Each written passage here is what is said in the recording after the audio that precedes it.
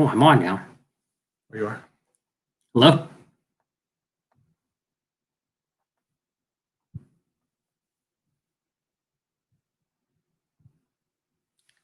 That's weird, you're on. You don't want more coffee? Yeah, a little more coffee. How's everyone doing?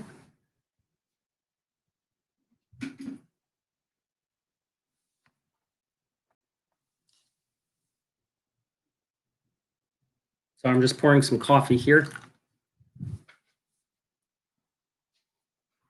I don't know where Rob is right now. Can you hear me? Oh, there he is. Can you hear me now? I can hear you. Okay. All right, I'm gonna go dark and then we'll go and start up. Okay.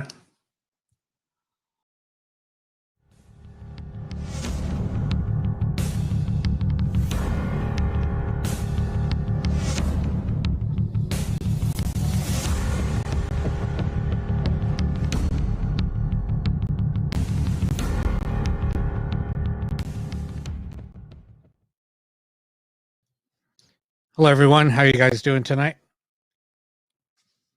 Just wanted to welcome everybody to our show. And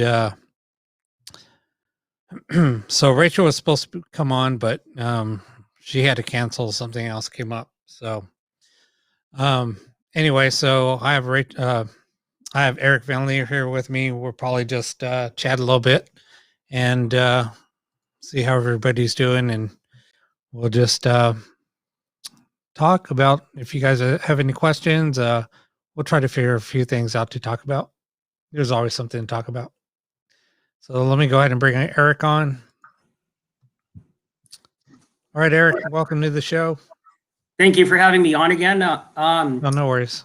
I actually have a special guest here who has gone on quite a few impromptu investigations with me that, if it's all right, he'd like to tell you some of the crazy stuff that we've experienced. Yeah, that's fine. Should I bring him on right now? Sure. Okay. Hey, how you doing? Scoot in there a little bit. Hey. There you go. Hey, how you doing, Rob? Good. How are you? Long time no see. Yeah. Kind of being put on the spot here, right? That's how we do it. Yeah. So I don't know, which story do you want me to start off with? Whatever you got. You could talk about the night at Zamperini and what happened afterwards with the VW, and then maybe get into the other over in Torrance. That was a very, very crazy night. We picked up a lot of strange energy over there. Didn't you feel like something was shoving you at one point? Yeah, so Zamperini is actually the football stadium at Torrance High School, and Erik lives near Torrance in Redondo Beach, so we went down there, and some crazy thing happened. Well, first there was we were driving around. I don't remember. There was something going on. We had to kind of be under wraps for a few minutes. And I found a new parking space, and there was a dead animal in the road that hadn't been there before. We didn't hear it get hit, just kind of popped up. And out of nowhere. I know that you got touched by something. You got touched originally, then maybe about 5 minutes later, I felt like either someone had pushed or shoved me. Right. He felt that something had touched or pushed or shoved him. This was near the outside ticket booth. They have a ticket booth outside the gate. And then tell him about the jogger. I don't even know if that was a jogger. It might not have been a jogger. Some guy just appeared in sweats, basically leaped over the fence. We didn't see him for maybe 2 or 3 minutes, and then he hopped back over. It was just really, really strange. But the strangest thing of all might have been with a VW Bug. What street was that on? That was on Sepulveda and Crenshaw. So this was on Sepulveda and Crenshaw, and a VW Bug pulled up to us at a red light, and I looked at Erik, and for some reason, I said, I don't have a good feeling about this. It was like a 1960s Bug, and the people were dressed from the 60s, and I'll let you say what happened. Yeah, we were at the signal. I would say we were probably there for not even 30 seconds, pulled up, and Erik all of a sudden noticed, kind of pointed over to me, and he said, hey, that's kind of strange, because it looked like the guy straight out of Scooby-Doo got out of his car, was adjusting something in his VW Bug in the trunk there. Erik pointed it out to me, and he looked like he was straight out of the late 1960s, looked totally out of place. And he kind of looked back at Erik and went, wow, that's odd. So he got back in his vehicle. The light turned green. Everyone started going. All of a sudden, the car sped off and just disappeared at the speed of light. It like evaporated. It was gone. That's crazy. Yeah, and this happened, I would say, probably within not even 10 minutes of all that strange stuff happening over at the Torrance Stadium. Yeah, and then the other thing that happened was we were doing a spirit box session at Erik's house, and his mom and dad were out for dinner or the theater or something, and his mom's voice came through the spirit box. And it said, what are you doing, Erik? We're both named Erik, so we don't know who she was referring to. But his mom's voice came on and said, what are you doing, Erik? And then just about, I would say 3 weeks ago, we were at Shadow Ranch Park, a place I think you know, in West Hills on Van Owen. And you want to say what happened? That was crazy. And I have the photographs of it also. Yeah, he'll have to send you the photograph of it. But we were parked over at the park there, and they were doing a lot of construction, redoing everything, all the structures over there. We noticed probably straight ahead to the far, I'd say it'd be the far right, correct? Yeah, right center. Yeah, just past where they're doing all the construction, where they had all the caution tape. We noticed these weird, would you say? They were like interdimensional or something. I don't know. They were just weird objects. We saw one image that looked like kind of a muscular physique with no head. And then there was kind of like a skeletal figure, and the other figure looked like a clown, actually. Yeah. And they were just standing there. It was like when you had your experience at Yost Theater, these things were not intimidated. They had no intent on leaving. They were just like, we're here. This is where we're staying for right now. And I even got out of the car and you could still see them. But it is funny, when you did turn your car lights on, though, everything disappeared. But then when you turned them back off, they appeared again. Yeah, when I turned the car lights on, right? Yeah. Yeah, it's just everything disappeared. Yeah, everything disappeared, and then they showed back up. Well, that's crazy. Yeah. And seriously, you have to see the photograph because it's very visible. I've shown a few other people, and they all think it's. I don't know if I could show it on the camera here. Let me see if I could show this on the camera. You would have to show it on you'd have to do like a screen share, show it on your computer. Well, no, you'd have to do, you would have to do a, show it on your camera. Sorry. Okay. Yeah. I don't know if it will come through like that. You'll have to send him the picture though. Yeah, you would have to send me the picture and then I could show it. Okay. Okay. So yeah, that was strange. I mean, we've been to the park a few times and you always get an eerie feeling there, but I think that's been the only time we've gotten something to that level. To that level, yeah. I mean, there's always been a little something. Wow. Oh, that's actually one of the places where Rob Rodowski, started teaching me stuff, and I know that he used to go there quite a bit. Yeah. Him and I shared some. I mean, he told me some stories about that place. It was funny. He just did a couple of posts and put a bunch of pictures of me in it. It's kind of funny. I haven't seen those yet. Check this out. Yeah.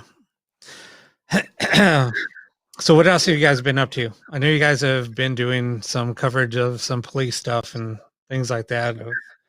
But Yeah, there was actually just like 10 minutes ago. like 10 minutes ago, Erik was all like, should we go on the show? There's, because there, I mean, I'm not going to leave you hanging, but there was something crazy happening on Van Owen, the other side of Van Owen, where my mom lives. It's kind of close to her house.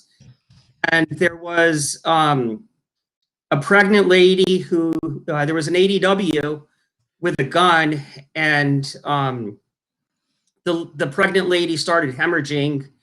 And I think it's going on right now. They have the, last time we heard, they have the place surrounded, the apartment complex surrounded, and there's an air unit overhead. So it's pretty crazy where this is going on.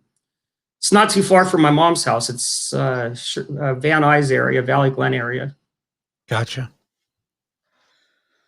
Cool. What have you been up to? Oh man, just working on getting this. I'm kind of actually trying to change up some software. So last Saturday, I switched out some hardware.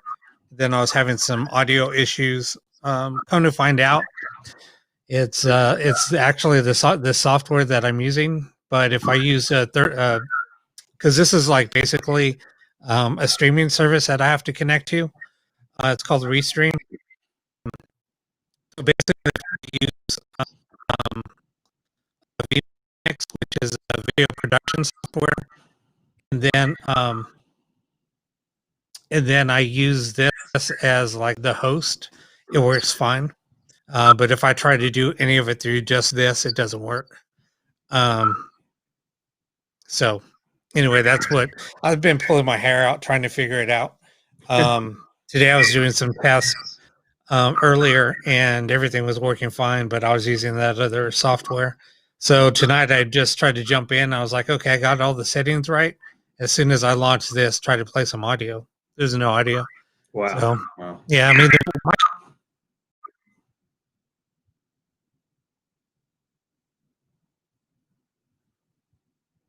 Video just froze.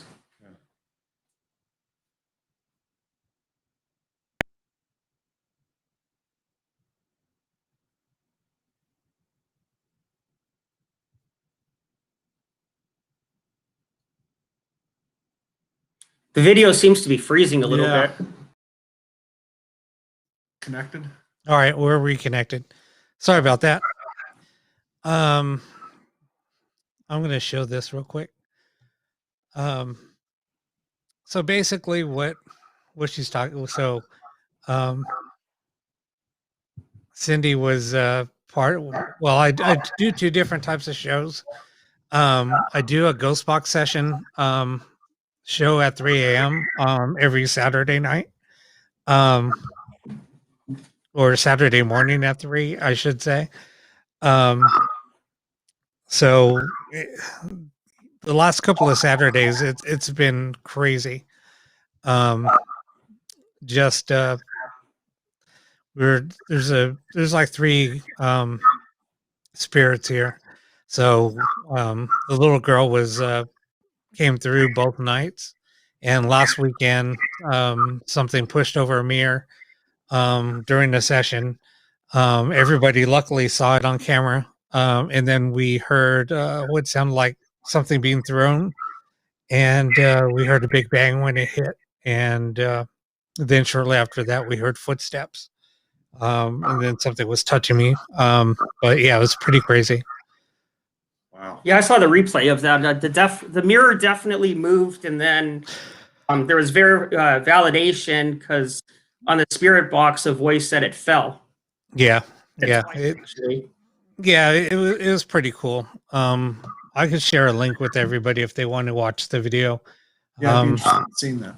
Or I could actually share the screen and show you guys. I could bring it up if everybody wants to see it. Pardon me. I should have grabbed some water. But I'll wait to see if anybody wants to see it. I don't want to waste people's time. So does anybody have any questions or anything?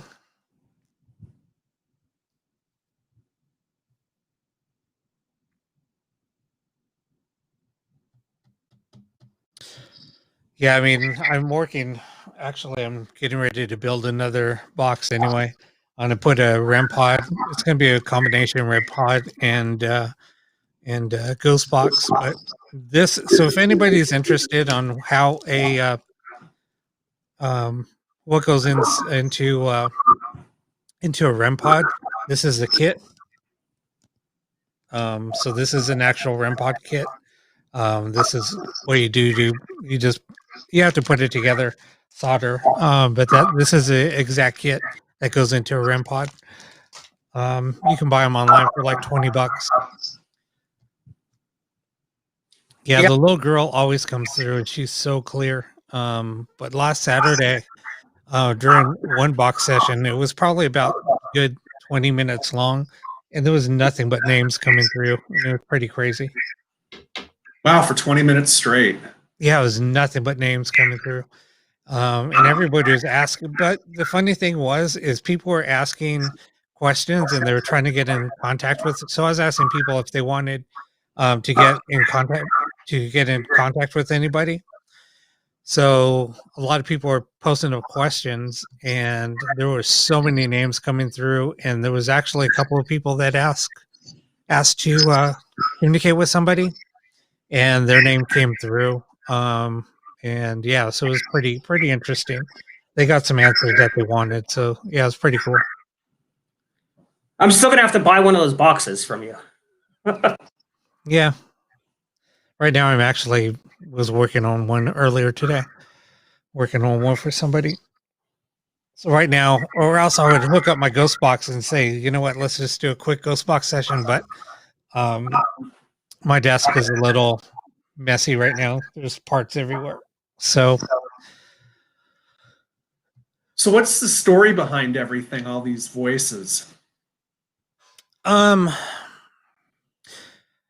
you know, do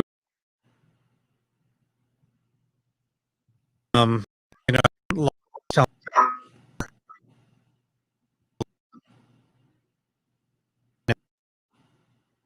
voices looks like having connection issues. Somebody that used to live here, and they're still here. Their cigarette smell really bad. I just do not like the smell of cigarette smell. So right, We lost your volume. Yeah, completely. all right. I just saw it went out. So sorry about that. Yeah, I'm just having a little bit of connectivity issues here. Not sure why. But did you hear about the cigarette smoke? Parts of it. Okay, so I'll just start over. So anyway, there was the gentleman that owned this house passed. I don't know, it was probably about 10 years ago or so. Then his wife moved down the street, and she's my landlord. Anyway, her husband used to smoke, and he worked. This was actually his workshop that I'm in. It's a garage, and I converted it into a workshop also, and just kind of made it into a little studio. So anyway, when he's around, there's really strong cigarette smell, and it's really pungent right now. So I'm just getting a little choked up from the cigarette smoke. Wow. Yeah, nobody smoked here, so I don't smoke. I used to, but not anymore. But it's really bad, and it's funny because it's usually I'm the only one that can smell it, and yeah, it's just really weird. And then usually when he's around, I'll hear footsteps. Other people hear his footsteps also. It's interesting. Yeah, and then last night was funny. I just finished working in here, and then I went back inside, and then I was shutting everything down, and it was totally quiet. So I was getting ready to start playing a game with a friend of mine, and I was putting on my headphones, and a woman said something like crystal clear, and I was like looking around, like I didn't hear what she said, but it was like a really loud voice, and I put my headphones on, and I was like, no, I don't even have any sound because my Xbox didn't boot up yet. So yeah, it was really strange. I just didn't pick up on what she said, but anyway. It's How is the new Xbox? pretty awesome. I like it. It's small. I mean, it's a lot smaller than the old one. Yeah, I should have grabbed some water. This cigarette smoke's just bothering me really bad. Oh, maybe somebody will throw something again. That'd be funny. Or if the little girl comes around. But this place has been so active lately. Even during the daytime, right? Yeah, it's always active. Yeah. Wow. Yeah, you never know when you're going to hear something or feel something. So Go ahead. oh no, go ahead. Finish what you're saying, then I'll No, ask. I mean, usually it's more. I don't know if it's because they know what I'm talking about or if they know I'm in here, because usually I don't pay them any mind. So, yeah, but lately, anytime I jump on and I'm doing a show or something, it seems to get really active. I think that they just are looking for attention. So, and they know that they'll have it if I'm here talking to a bunch of people. When you start talking about things, it stirs everything up. It does. It's funny. It's very funny. So I was going to ask you, are you the person who got that pig at a yard sale? Yep. Okay, I've been stuck with that thing for a year now. He doesn't want it back. No, just not yet. So what is the exact story behind that? I don't know if you've ever discussed. No, it was funny because so anyway, so we're talking about this pig. So I found this pig at a yard sale, and it's a ceramic pig. It's probably what, a good 1.5 feet tall. Yeah, Maybe 2 feet. Anyway, it's but it has a chef hat. It looked like something that would hold like cooking utensils on it. So when I brought it home, no, I had it in my car, and just weird stuff was happening when I had it in my car, and I was like, "Oh, great, something's attached to this thing." And I was walking in, and I could have swore I heard a little, like an old lady's voice say something. And I said, "Oh, yeah, this thing's probably haunted." So I started doing a ghost box session with that thing, and I was getting so many crazy responses. And I asked, is somebody attached to this? And they said, yeah. And it was a male's voice, and it said Ed. That's the voice we used to always get. But that was before you got the pig. No, it was after I got the pig. Oh. I think I actually have it. Do I have it in my car right now? I might actually have it in my car as we speak. Yeah. So yeah, it has an attachment. And that's why we were just talking about getting things from yard sales or antique shops. You have to be careful because sometimes you don't know what you're bringing home or into your home. When he first gave it to me, I brought it in my room, and I just started hearing a lot of strange knocking on the side of the house. That was the thing I noticed right away. I'd say almost instantly. Yeah, and you know what's funny is I could have swore I heard somebody knocking on the window when I had that thing in my back seat. Interesting. Because I had it in my back seat for a while when I was going to give it to Erik. And yeah, one day I was driving and I could have swore I heard somebody knocking on the window. Jeez. I kept on looking back, like, what the hell is that noise? Well, one thing we both noticed too with that statue or whatever it is, it seems to change its demeanor randomly. It's weird. One time you'll look at it and it looks a certain way. You'll turn away, then look back. You know, it could be a minute or two or 10 minutes down the road. You randomly look at it and it's like, I don't remember it looking that way. The frown on its face or the smile kind of subtly changes. Yeah, That's funny.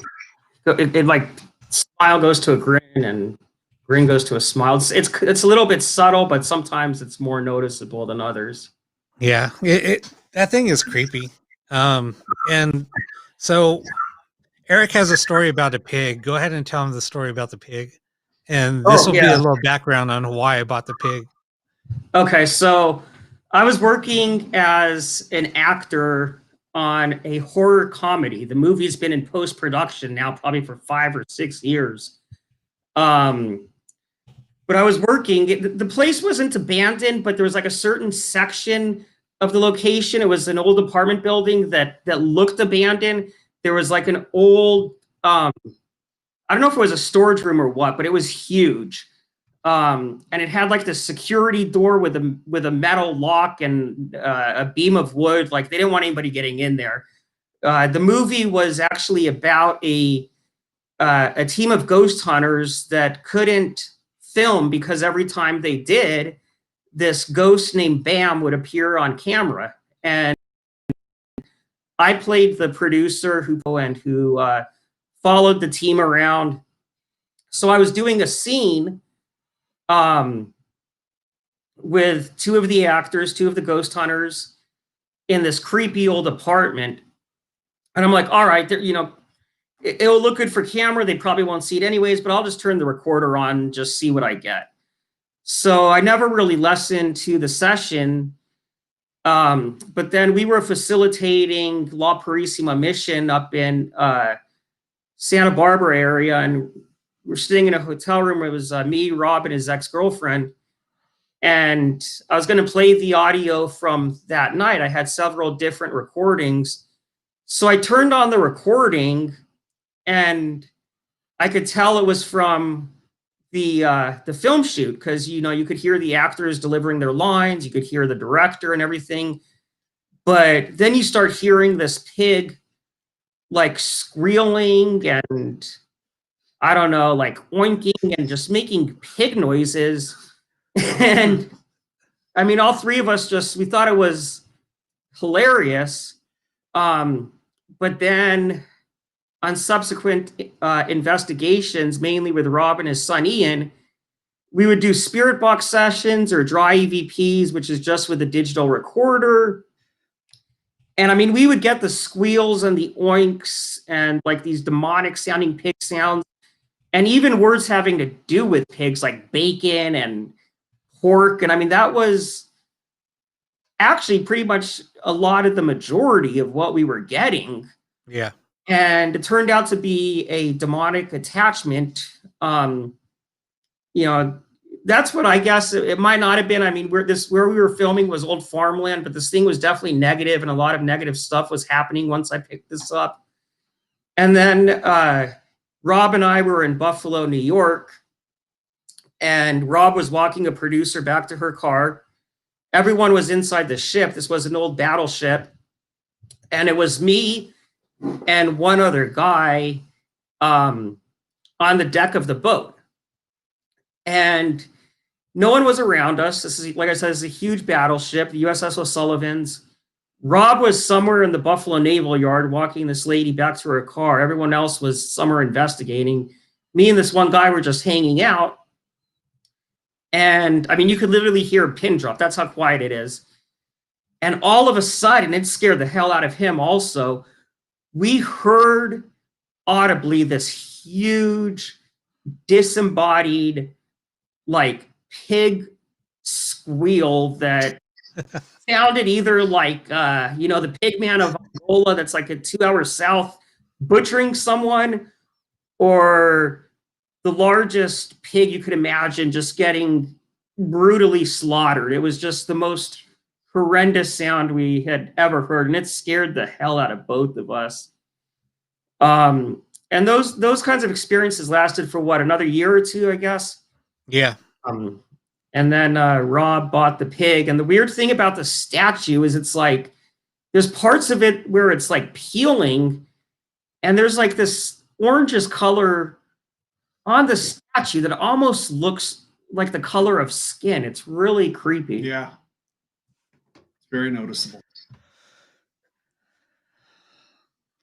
Oh my God. I used to just crack up anytime we got an EVP of the pig. I mean, it was like, it was scary, but at the same time, it was funny. Yeah. It was definitely something. I mean, if it wasn't demonic, it was definitely malevolent at the least. You know what? I probably should have brought it out of my car and brought it in here. Just leave it with them. Yeah. I have enough bad luck. I don't need it right now. I'll sneak it in. Come on, you could cuddle with it. It'll keep you warm. Yeah. I just sneak it under the sheets when you're not looking. Another roommate dropped out. I've been having a string of not the greatest luck. Well, it seems like since I've got it, everything just in general's kind of hit the fan. Yeah, our wrestling show seems like it might be canceled now. We were going to go out of state for a wrestling show. It looks like that might have been canceled. Yeah, we're going to have to talk about Hotel Garden Grove. We'll yeah, that's kind of a creepy story. I think we're going to do a show with everybody that was involved in that case. We'll just all have to prepare for it. That was pretty crazy, though. Oh, I know. That was one of the craziest things is, like we've discussed, there was one night you didn't want me to come, for my own safety. I was actually at a different location investigating that night, and I was getting a lot of similar stuff that was happening at the house, actually, at the same time. I mean, the entity we were dealing with is omnipresent. She could be at more places than one at the same time. But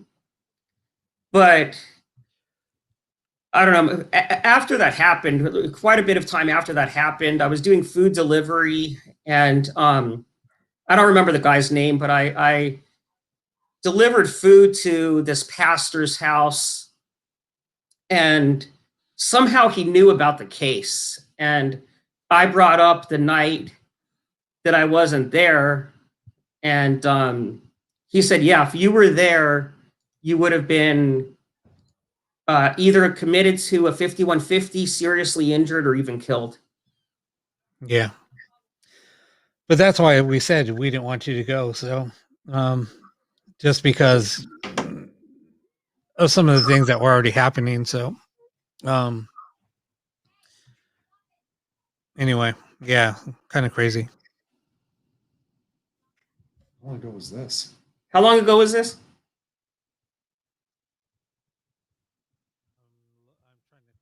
I'm trying to think.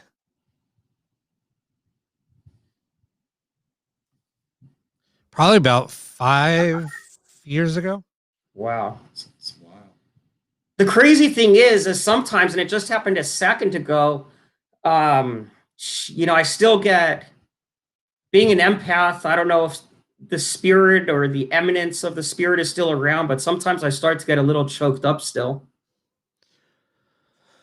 Well, I mean, it was very, it was very emotional. I mean, all of your feelings were like affected. I mean, everything. I mean, we went from being, happy. We went to being sad. We went to being, irate. Our emotions were just all over the place. It was crazy. Oh yeah, I mean, there was times we would bring food there, and it was almost like a party. No, exactly, but see, that's okay. So the way that we treated that case was, we treated it like we lived there, and so we just would go in, not showing that we're investigating just because the type of spirit we're dealing with. So we just pretended like we worked there or we lived there. And we were like visiting. And so the owner would go outside and start watering and things like that. So when we would pull up, she'd be outside watering or whatever. But the weird thing about that whole situation was all the crows that were everywhere on her property. It was just really strange. I'm gonna have to excuse myself for one quick second. Yeah. So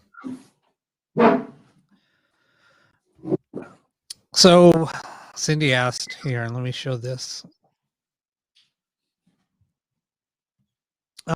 Yeah, I mean, that's what keeps me going. I mean, it's only, I know how to protect myself and not to be afraid of things. And I just show no fear. And that kind of gets me through everything. Anytime I go into a location, or I do this by myself, I wouldn't recommend anybody to investigate by themselves. I wouldn't even suggest doing what I do by myself, by yourself. But I feel like, I'm okay and I could handle whatever happens. But I wouldn't suggest anybody else to do it alone. Yeah, it's just, it can get crazy.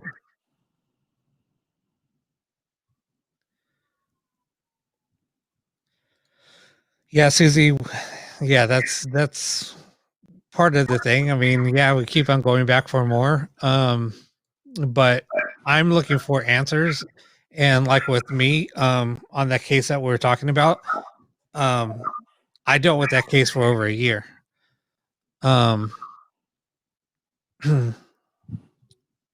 So once we get into it a little bit more, I think it will be time that everybody that was involved just talk about it and let it out.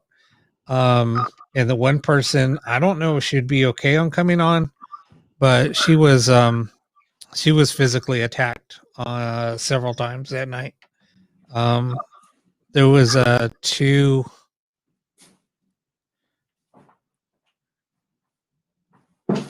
There was two. She got possessed twice that one night, and that was the night that Erik didn't come with us.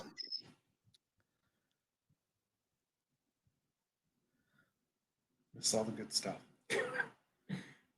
No, we're talking about the possession. Yeah. Wow.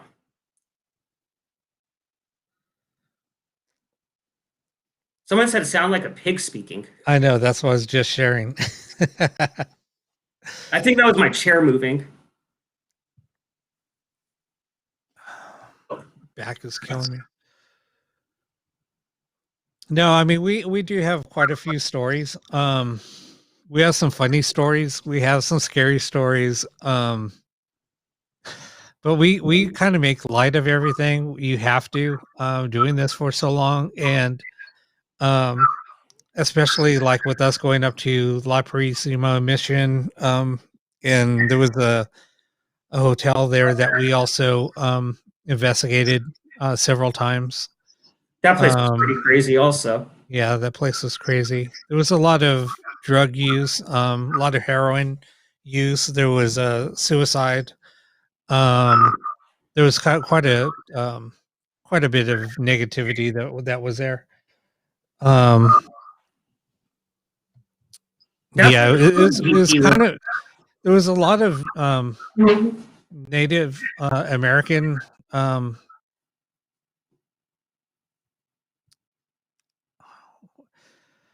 how do I want to say this? There was like a lot of Native American spirits there. And there was one that was pretty negative. And he was pretty damn strong. So like one night we were there and we saw something in the window and it looked like an Indian and we all saw it. So we went up there, and that's actually the room that we ended up wanting to stay in, because we wanted to see if we can communicate with that person. And one of the investigators, she was attacked. So yeah, it was kind of crazy. Oh, that's right. Yeah, I forgot about that almost. yeah. And Chris was there one night. The best. So I don't know if anybody saw the La Purísima Ghost Adventures episode where one of the docents was attacked.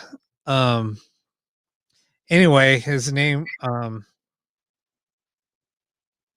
was Arthur.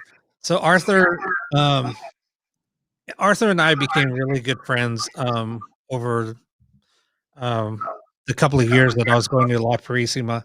I was going there quite often. We were actually even doing fundraisers for the mission, and we raised $15,000 for the mission over the course of the time that we were there, doing fundraisers for them. So one night we were there with this kid. Oh my gosh. So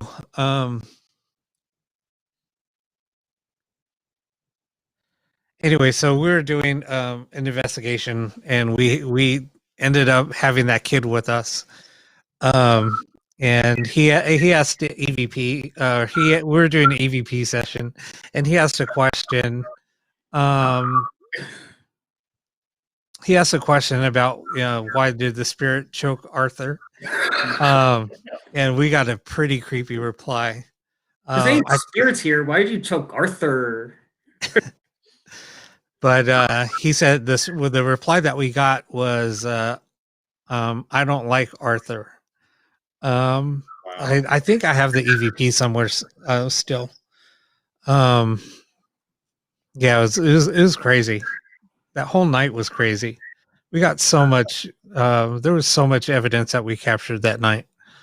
But anyway, that kid, we ended up picking him up. Or no, he met us at a gas station. Another time we went out there, and we took him to the hotel that we were staying at and investigating. And that's that night that we ended up getting the that picture of that woman that drowned there. Remember that? Yeah, the pool was pretty creepy also. Yeah, but there was a woman that that drowned in the pool, and we ended up looking at the newspaper clippings, and then so that night that we were doing because the manager so we ended up getting a bunch of evidence. We went to the manager, started talking to her, and we started showing her all the evidence that we got. And then we showed her the picture, and she said, "Oh my God, you guys have to see this."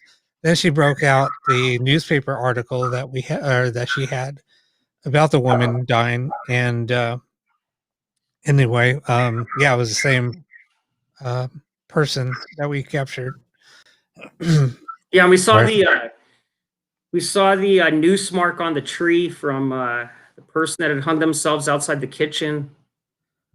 And just now, I didn't even remember the whole upstairs area, that like banquet hall or that dance room. That was pretty creepy also. Yeah, it's crazy. Now, Sharon, I tried to share your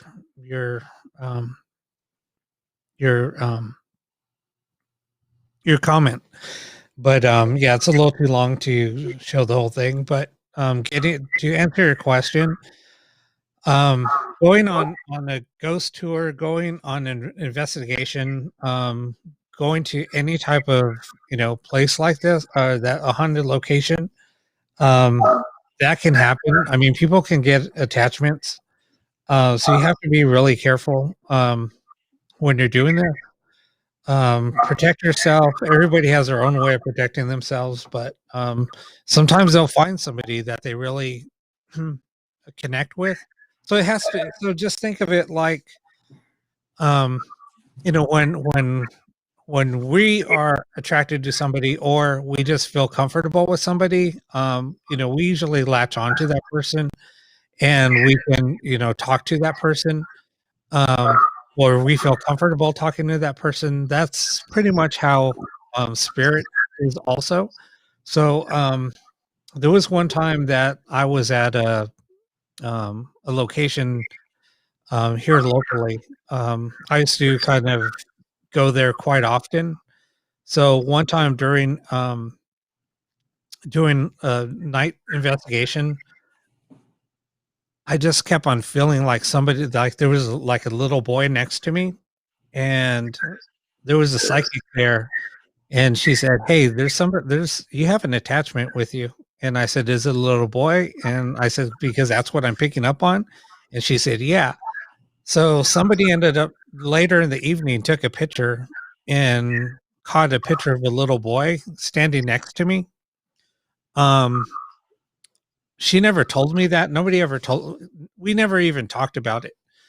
So the person that took the picture ended up becoming friends because of the paranormal stuff. So we kind of kept in touch. And one day, my dog um, was kept on running like towards the bathroom, and I was like, "What the hell is she doing in there?" And she would just sit there and she'll sit and then she'll wag her tail, and like she was looking at something, and then she'd go into the bathroom and be in there for like, you know, 15 minutes, literally. I mean, and then she would come out and then she'd like turn back around and look, and then she'd just walk back and like lay down like nothing, like she was playing with somebody. So I was working from home at that time, and um, I was going to the kitchen to get something to drink, and the door was kind of cracked like halfway open in that bathroom because my office was right next to there.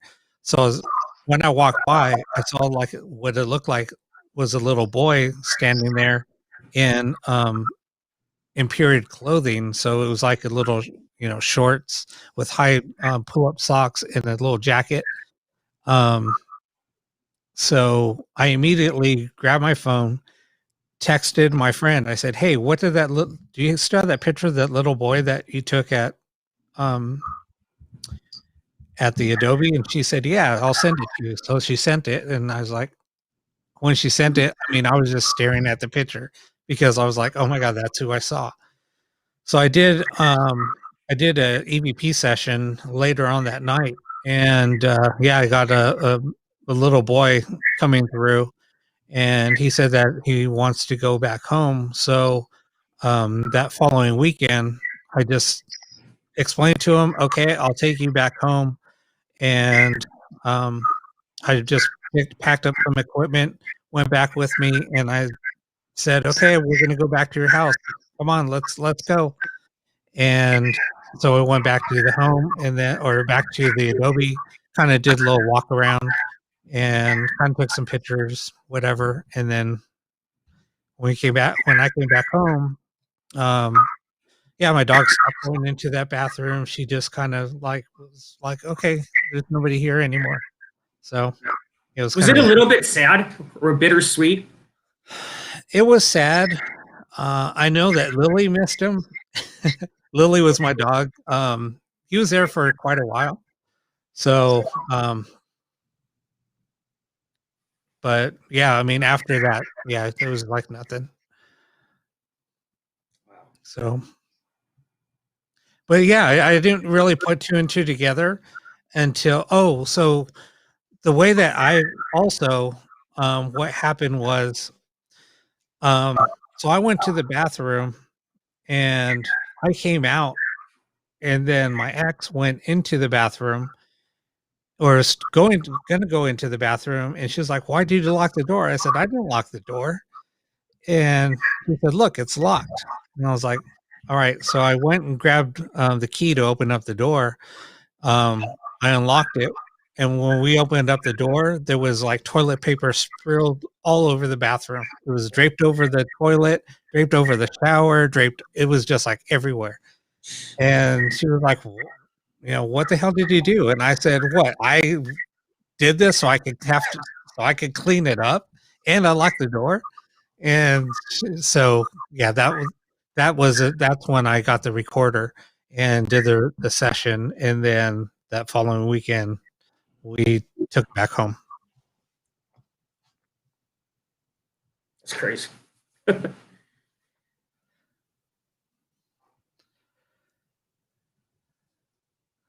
So yeah, I do have. So somebody asked if I have a website. Let me pull that up real quick. So you can follow here's my YouTube channel. So I'm just asking people to subscribe to my channel and hit the notification button. Once I hit 1,000 likes or subs, I'm going to give away a ghost box. I had one over, but anyway, once I hit 1,000 subs, I'm going to give one of those away. And then this is my Facebook page. So you can just follow me there. Yeah, there's a lot of stories, a lot of crazy things that have happened over the years. It's been interesting. It's been fun. I've been doing it for a little too long. I don't really investigate much anymore. I'm more just concentrating on doing ghost box sessions and building boxes and things like that. I mean, I still do go to locations on a whim, but haven't been to any, and it's been a little while. Last place was Camarillo State a few months ago. And I do have a crazy story about that too. But so we went into the child's ward.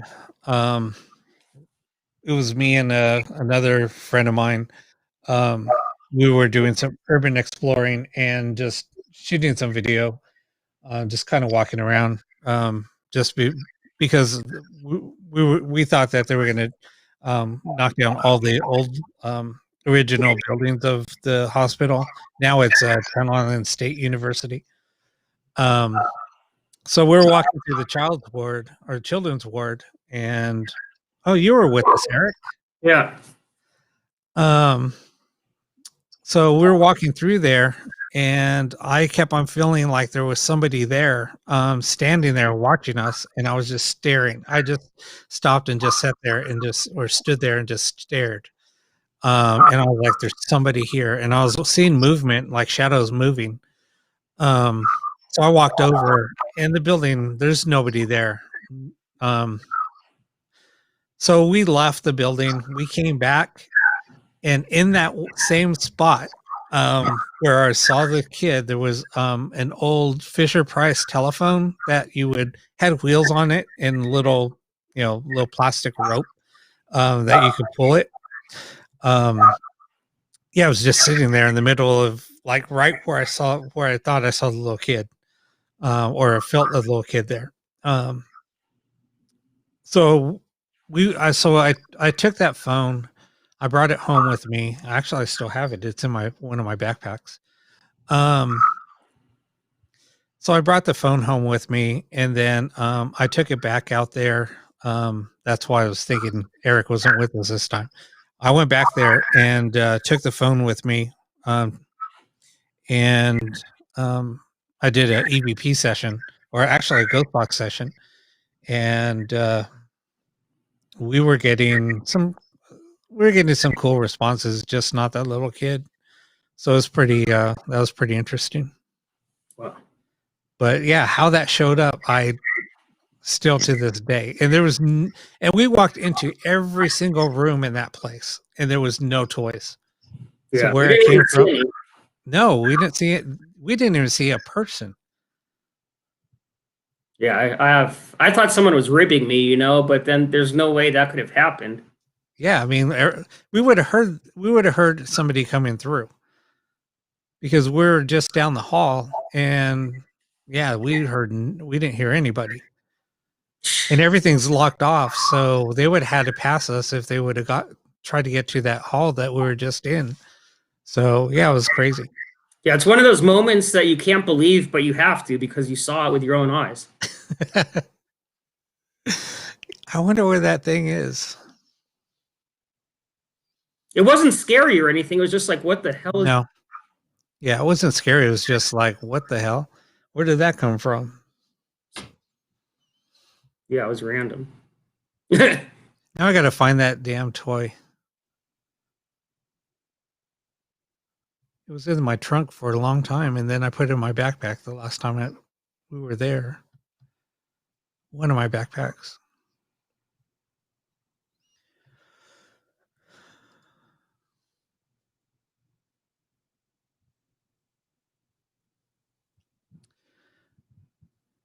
I want to go back out there to Chicago.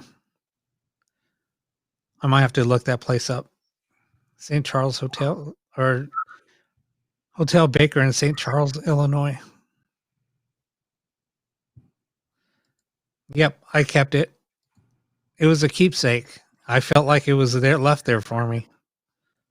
He wanted to tell me something, so I took it. Usually I don't take stuff like that, but for some reason I think he left it there for me, or he or she. Yeah. I don't know. It's just like the pig. Yeah, I didn't have that in my possession for a little while. Well, this is the perfect day to take it back. Bring you good luck. I need good luck right now. Well, maybe it will. Hey. Yeah, but we got to plan something. We'll have some more stories, some recent stories. Yeah, Go ahead. I haven't been doing much. I took my website down about a year ago. I haven't been promoting. With the pandemic, I haven't really been doing a lot of urban exploring. The only thing I've been doing really is we shot a show for Creepy AF, one episode that came out about a week ago, in Orange County.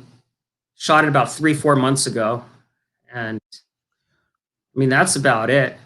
That's about it. Yeah. Maybe I'll have to find that. Maybe I'll have to find that telephone, and have it out during one of the ghost. Maybe during the ghost box session this weekend. Oh, we did do that little impromptu. I don't know if you'd call it an investigation. It was more like a walkthrough, filming. That was a little bit crazy. Near where you live. Oh yeah. So go ahead and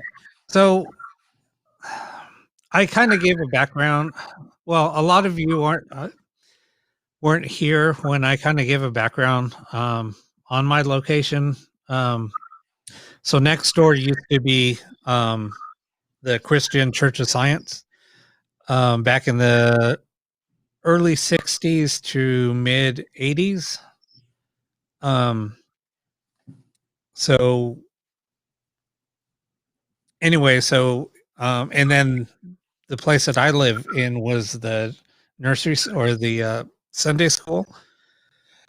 So, and we think that that's where the little girl comes from.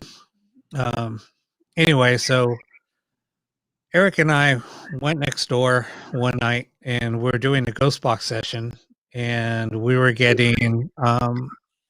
both getting like impressions first before we started the ghost box. Go ahead and tell your story, Erik. Well, I can set it up for you. it just felt pretty creepy, and my impression was that there were children there that had been sexually molested and or physically abused. Yeah, so what we did was we started doing a ghost box session. Oh, and I felt that there was something about the underground, something about underneath the property. Right. So actually the house next to me is it's not abandoned, it's just it's empty. It's fully furnished, just the owners aren't there. So we kind of look out after the property, and anyway, so Erik and I went back there, and when we went back, I've never really like walked around the property. I would throw I play fetch with the dogs, and sometimes the ball will go over there, so I'd go over there, and that's the only really time that I'll go over, unless I see somebody there. I'll kind of go next door and say, "Hey, what's going on?" Or make sure that they belong there. Sometimes it's gardeners or somebody doing maintenance. But that's the only time I really go over there. So I told Erik, "Hey, you know what? Let's go over here. I want you to come with me." Because I just felt like I was getting weird impressions. So we went back there, and we ended up finding a couple of there were like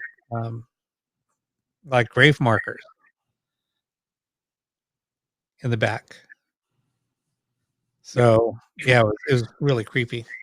So anyway, we were doing that, and so we started doing a ghost box session, and that's what we were getting. We are getting that they were hurt, tortured, pain, and can't breathe, things like that. So we ended the ghost box session. Oh, and we felt like there was a presence around us too. We were both feeling like there was somebody around us. So we were like, okay, let's just go. So we shut off the ghost box, and we were walking back, and then we heard what it sounded like somebody pounding from underneath the ground. And we're like, wait, do you hear that? And so we were both trying to figure out where it was coming from. And so we started walking around. Then we started seeing these. We saw like these PVC pipes coming from out of the ground. There was like 2 of them. So I had my flashlight. I'm flashing it underneath, and I was like, "Why is there irrigation pipes in this place? There's no sprinklers here." So it was just really weird. So I started doing a little bit of research, and Native Americans in this area had some underground tunneling system. So I don't know if that was part of it, and they just left. Somebody came through and left those there. I don't know. Friend of mine is an archaeologist, so I'm gonna have to ask him a little bit more. That's going to be my next step, to see if this road was, if he had any information on this road that led back there. But anyway, Yeah, this show is live. Someone asked if the show is live. It's a live show. it is. Yeah.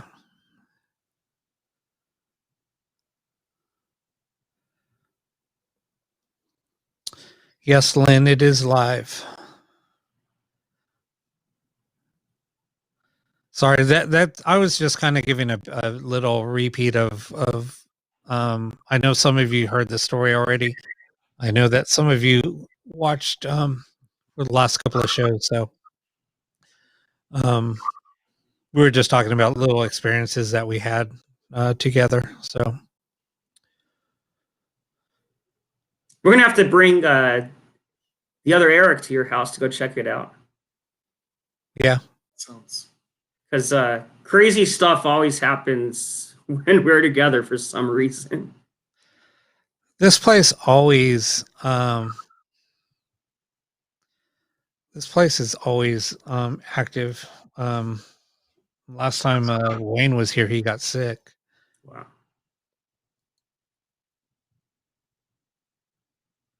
How do you know if you're an empath? Erik, answer that. How do you know if you're an empath? That's a good question. There's different feelings, different signs. For me, a lot of people I know, even people I don't know, have seen it happen. And it doesn't just happen when I'm at a place that's known for paranormal activity. I mean, or when the weather's cold. It could be 100 degrees outside, and I could be standing outside having a cigarette, but I'll just suddenly get goosebumps and the hair standing up out of nowhere. And I was on the show maybe a week ago, and I described it. I'll get like this, and Erik gets it also, actually. The other Erik gets it also. I get like this thing that comes through me, and I'll just do like this, almost like this Tourette's tick, that I can't control. Yeah. I'll just go like that really quickly, And Erik actually gets the same thing. Or I'll just feel coldness when I'm not supposed to feel cold. Or I'll just feel like, like at night. Unfortunately, I don't know if it's because of the stuff I've been involved with in the past, not talking about paranormal, but just secret society kind of stuff that may never leave me. I hope it does one day. I don't have the attachments I used to, but it's like sometimes when I am sleeping, it's just, I'll have like these nightmares that pry on my deepest primal fears, the stuff that scares me the most.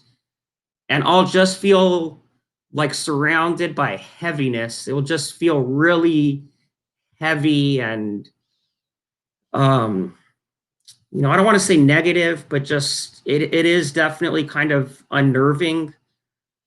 So for me, knowing that I'm an empath, it's mostly just sensations and feelings, which I guess is the term for an empath. It's the psychological term for empath obviously comes from empathy, that you can feel or relate to others' feelings. But in the paranormal world, it could also mean that you relate to the environment around you from a supernatural place of being, whether it's your own intuition or, for lack of a better term, psychic ability. You could feel just the vibrations or the energies around you. Yeah, no, exactly. And that's that's exactly like when I could tell like somebody's near me. Those are the feelings that I get. And it's funny because sometimes I can tell if it's a male or female. Sometimes I can't. Kids normally I can, but yeah. Someone wanted to know when you're going to do the ghost box again. Oh, you see, that's we're on the same wavelength. I'll do this with Rob. I'll do this with my mom. It's like, I'll say, can we go someplace? And they'll say, I was just thinking about that. Even if it's someplace we haven't been in 5 years. And that's just what happened. I just brought up the ghost box and that's what he popped up. I read your mind. So no, that the ghost box sessions, I do every Saturday night.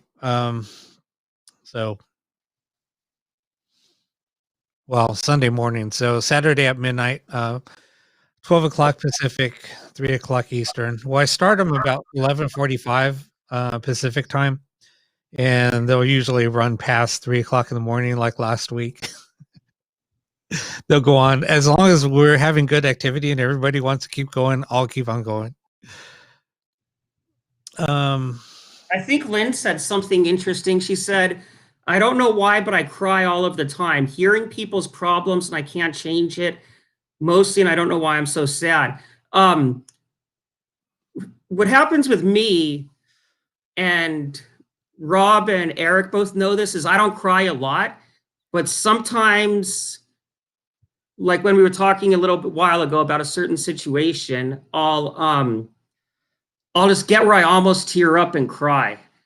But there are certain things that definitely do make me sad. I don't like feeling like I don't have control over something. Like there's something I'd like to change, but I know I'm not able to. Like I see these, posts on Facebook about abused animals or abuse this or that. And it's like, I'd like to go and, kick everyone's ass that's doing this stuff, but I just don't have, the time or resources or anything like that. So I feel, like there's this messed up stuff that's going on. And right now there's a lot of messed up stuff going on in the world, just to put it bluntly. And, I might not show it outwardly, but it definitely does affect me, and maybe not always on the surface, but definitely on a subconscious level. Yeah, exactly.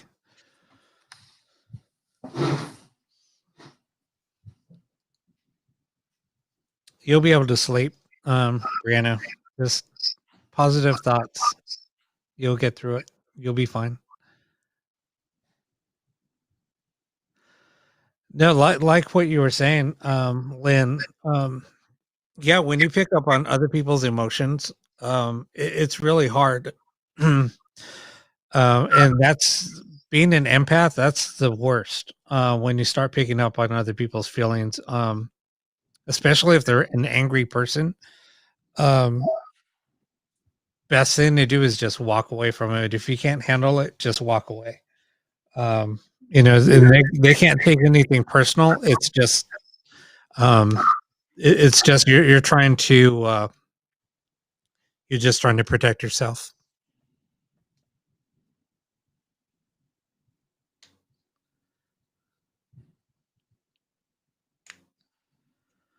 Yeah, and there's nothing. And Renee, that was a good point. That's what I always tell people.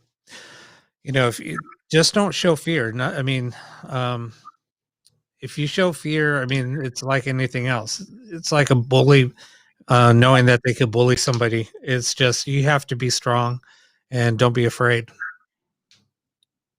Yeah, that's that's funny. You should bring up bullying. I mean, I don't want to stereotype it. This is just a funny thing that I do, and you may have seen it. I don't want to stereotype anyone, but it seems like since this COVID pandemic, um, you know, started really rolling into effect, it seems like as a majority, people in LA have become worse drivers. I mean, you could be in a 4-lane highway and someone will be tailgating you at 80 miles per hour. And it used to really, really upset me. But this is what Rob is talking about, kind of like how you can't let someone bully you. So what I do is, you know, it doesn't matter if I'm on a street or the highway, I'll slow down to like, you know, 30, 40 miles per hour. And that might not be the safest thing. If they hit me from behind, obviously they're liable. But eventually they'll get the clue and go around me. So instead of, you know, having anxiety or, you know, getting mad about it, I'll talk to people about it, because that is one of my anxieties is just the way people drive, just to be blunt. But I've learned, you know, I've learned, and this the scary thing is, and I've told Rob this for years, is that people in Orange County, like once you hit Santa Fe Springs, if anybody knows where that area is, people drive a hell of a lot better than they do in LA. But even in the OC, they're starting to drive bad, which is scary. But, you know, instead of getting upset or instead of having anxiety, um, you know, I kind of laugh about it. I'll like say, why are there so many stupid drivers on the road? Or I'll slow down and eventually they'll get the clue and they'll drive past me. Because sometimes, you know, like I'll be rushing to something, but other times I'll just be tired and I want to drive safe, you know. So why can't I have a right to feel comfortable, you know, even if I'm driving 10 miles over the speed limit, 15 miles over the speed limit? So I've learned to adapt to things. And I mean, this might be a non sequitur, but my point is that you have to learn to adapt to things. And for me, it used to be in an aggressive manner. You know, I'd have anger management issues. I'd be very almost violent, aggressive, but I'm slowly learning to adapt to things. And I think that's very important, is to learn to adapt to things in your own way, so that you're able to cope with whatever the situation may be. No, exactly. I mean, there's just so much emotion out there right now. It's just really hard, and I think that that's why I kind of isolate myself now. Haven't been doing a lot just because there's so much anger and frustration out there, and I could feel it. But it's funny because anytime I go into a store or something, I always make people laugh and smile. So I just I take those feelings and try to turn them around. So That's just me. Yeah. Yeah, and if you could make someone's day, once again, it might not always be on the surface, but it's healthy even for your subconscious. Um, like I'll just give another quick example. There's certain current socio-political beliefs that I subscribe to. Um, I think there can be changes made to law enforcement, but I don't subscribe to the whole ACAB, all cops are bastard thing. I do think there are changes that need to be made, but I was covering a situation about a month ago that was taking quite a while, and I built enough rapport with a lot of officers, but he did a small thing that I even, it was very small, but I talked to other people about it. I think I talked to Erik. I think I talked to Rob. I was covering a situation that was taking a long time, and the officer came up to me and he said, "Would you like some water? Are you thirsty? Would you like some water?" So he gave me like one of those huge bottles of pH water. And I mean, it was a small thing, but for some reason that meant a lot to me. Yeah. No, it's just, it's the little things that go a long way with anybody. I mean, somebody can just, smile and hold the door open for you. And that little gesture goes a long way. I mean, it was kind of like yesterday I was at the grocery store, and the only thing I did was, pulled out a cart for somebody and, handed him the cart and was like, "Here you go." And he felt like, wow, this was like the best thing that it's happened to me. It was the best thing that's happened to me in a long time. And he was just like smiling and standing there like, wow, that was really nice of you. And I was like, hey, no problem. And he was just like, just standing there smiling. And then, and then he was like, kind of went on his way. But it was funny how he just hesitated for, it was seriously like a minute. But it was like I made his day. So, and I'll admit I'm a very transparent person.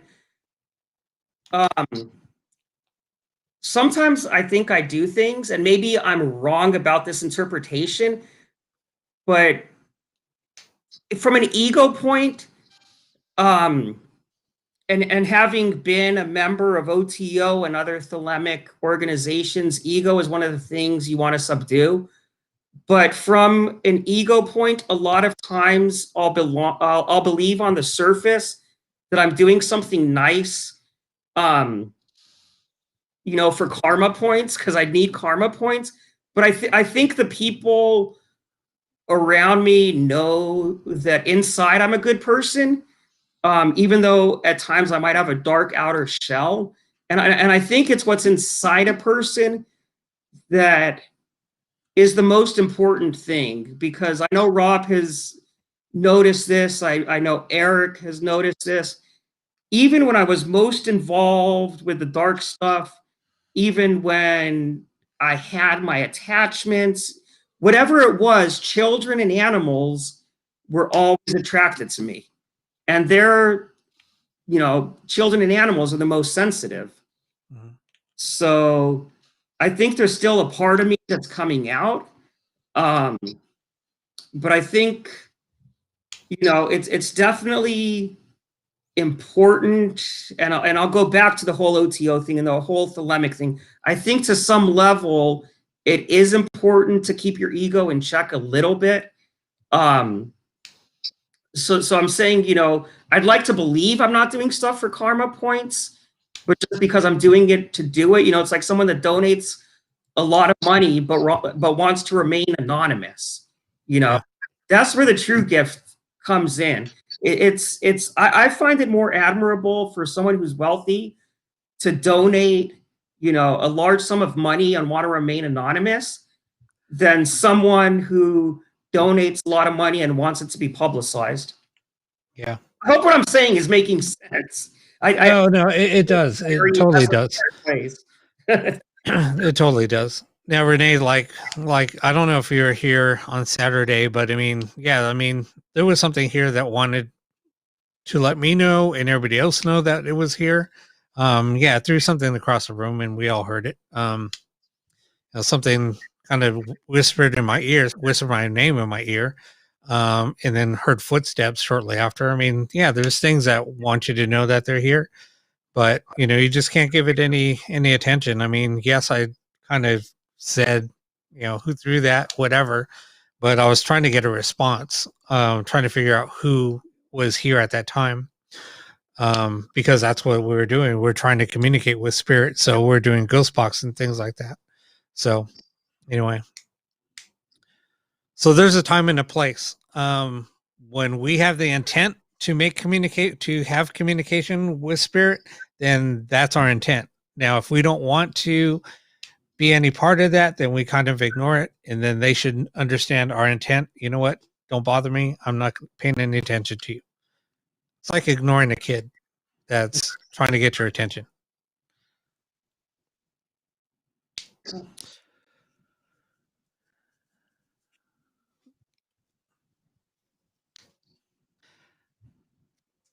Yes, Cindy, so if you want Saturday, come back and we'll see if we can, if we could communicate with them again. I mean, that was pretty cool with the response that you did get. So Cindy was was here on Saturday, and she asked a question about her dad, to kind of see if he was here. So if I remember correctly, you asked for his name and gave him his name, and I think he said "love you," right? Wow. Yeah, it was pretty crazy. And the replay, if you go to my YouTube channel, all my replays are up there, or all the shows that I've done are recorded there, so they're always accessible. All right, so I think we're going to end the show and come back on Saturday night at 11:45 Pacific time, and that's when we'll start. I don't start doing the ghost box sessions until like midnight, so before we'll kind of get questions, just prep for the show, things like that, and so it'll be fun. Renee, like I said, if you want to come back on Saturday, I can't make any promises. I mean, none of this is scripted. We can't kind of say what's going to happen or anything like that. Can't predict what's going to happen. I mean, everything's just, somebody wants to come through, make their presence known, then, I don't know. It's amazing when it does happen though. So anyway, all right. So thanks for joining us, Erik. And I don't know. I think Erik should be part of the Saturday night show, so you can help me do ghost box sessions also. Sometimes it's hard to carry the show by myself. It's easier if I have a co-host. Yeah, I have no problem with that, as long as there's, not a shootout or something like that. No, I totally get it. But I mean, it's always easier to have somebody else here live with me, so we can kind of help carry the show. Because sometimes just trying to do it, by myself and trying to get people to help participate, or, I mean, it's all about the viewer also. I mean, when I get more interaction from you guys, from the viewers, that keeps me going. That gets me pumped. Especially like when we're doing a ghost box session. I could ask so many questions. I'm usually waiting until I feel something, and then I'll start feeling what they want to hear or how I want to communicate with them. But for me to just ask the same questions over and over and over, it's always to me, it feels monotonous. And sometimes I just have to kind of, push myself through it. But I just wanted to bring something up. Maybe Erik feels it also. I'm sitting in part of my kitchen and it just got really cold. And that's happened a few times throughout this interview. Yeah, and the screen went to like this 1970s monochrome color. I don't know how else to put it, and it's been like fuzzy and blinking. Yeah. No, this was good information there, Cindy. Yeah, always keep your heart open and keep positive when you do that. So, like before we start doing ghost box sessions, like with me anyway, there's a lot of preparation going on before the show starts. I kind of play music that is a little dark, but that gets my energy going. It kind of gets my heart going. And then it gets my creative thoughts going. So I start just thinking outside of the box. Rob, did you And just fix something? Sorry to interrupt you. it's the timer. There's a timer that shuts the lights on and off. Oh, okay. Yeah, they go off about 8:25, 8:24, somewhere around there. I'm glad that this mic picks up some of the background. The other mic that I had didn't. I didn't want it to pick up a lot of the background, but some, especially when we're doing ghost box sessions, because if anything happens around me, I want the audience to hear it. So that's why I switched to this mic. And plus it made my voice sound more natural than the other mic. Anyway, well, thanks for watching, everyone. And Erik, both of the Eriks, I'll talk to you guys soon. Thank you for having me. And yeah, I mean, it was a pleasure. I mean, it's good seeing you again. And no, I'm glad that you joined Erik with us tonight. Thank you. Thank you. All right. Well, have a good night, everybody. And we'll see everybody Saturday.